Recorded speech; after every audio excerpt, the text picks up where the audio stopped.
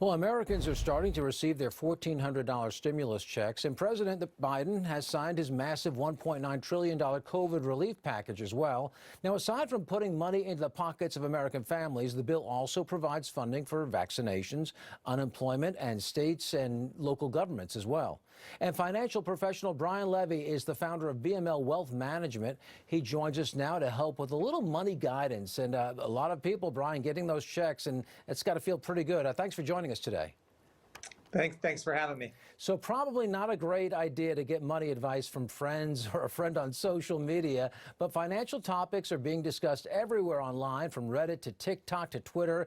What are you telling people? I'm guessing it's not to start investing in GameStop or something like that. Yeah, you're right. I mean, GameStop's the one that comes to mind.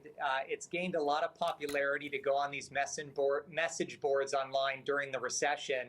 And, you know, with even just thinking about, like you mentioned, GameStop, $30 billion traded hands during that period of time. And a lot of people were on the bad end of that. And it wasn't just hedge funds, it was novice investors. There's things out there where people are getting internet points just to say that they invested and lost money.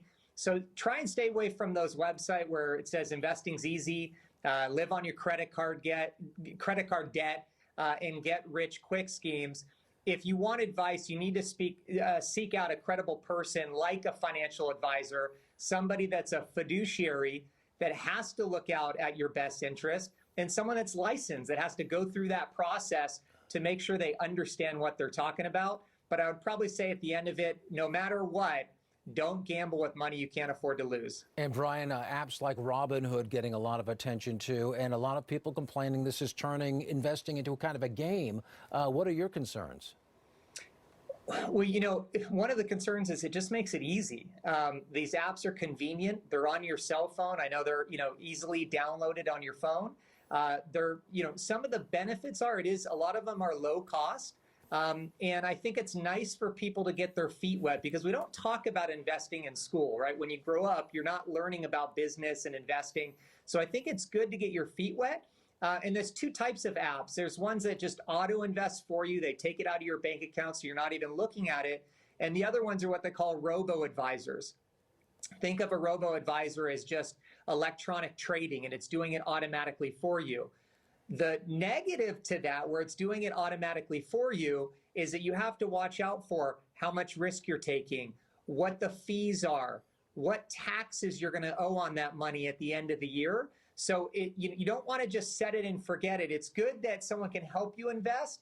The problem is you're not as heavily involved, and you may not know what's going on behind the scenes. And a lot of people getting these checks. What would you tell a young person who maybe doesn't need it for rent right now? What should they do with their $1,400?